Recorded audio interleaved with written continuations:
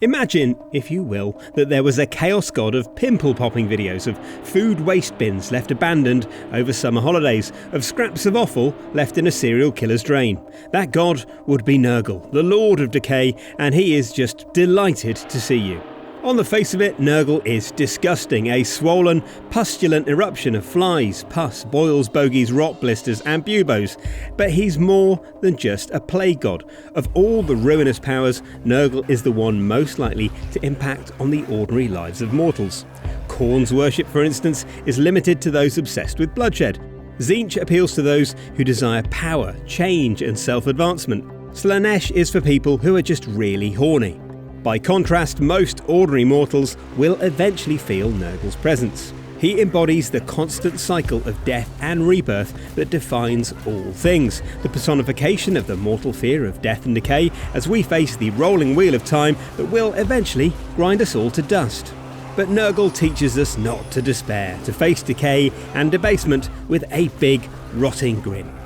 And many diseased mortals turn to Nurgle to ease their suffering. Perhaps because of this, Nurgle is like the dad of the ruinous powers, not in the sense that he won't let you adjust the thermostat, more that he holds a fatherly regard for all his plagues, poxes and infections. Those who embrace the Lord of Pestilence's gifts willingly are granted unholy resilience. They're still afflicted with disease, but instead of killing them, it makes them stronger. Granted, they might look like their flesh will slough off at the first strong gust of wind, but in reality, true followers of Nurgle can shrug off most mortal wounds. That sickening resilience is reflected in the army roster, which lollops towards the enemy line with the same grim inevitability that defines Nurgle. At the head of his forces, you'll often find a Great Unclean One, vast corpulent masses of rotting flesh and erupting monstrosities capable of battering enemy forces and casting potent spells. Hordes of delighted, jittering Nurglings roll into battle ahead of the main enemy line, malevolent, ankle-biting monstrosities who are as entertaining as they are obscene. And where other armies have fast cavalry, Nurgle has plague toads, bags of brackish filth who can pulverise lighter units with their disgusting bulk. The feel of the army is encapsulated horribly by the beast of Nurgle, basically an over-friendly Labrador made of medical waste.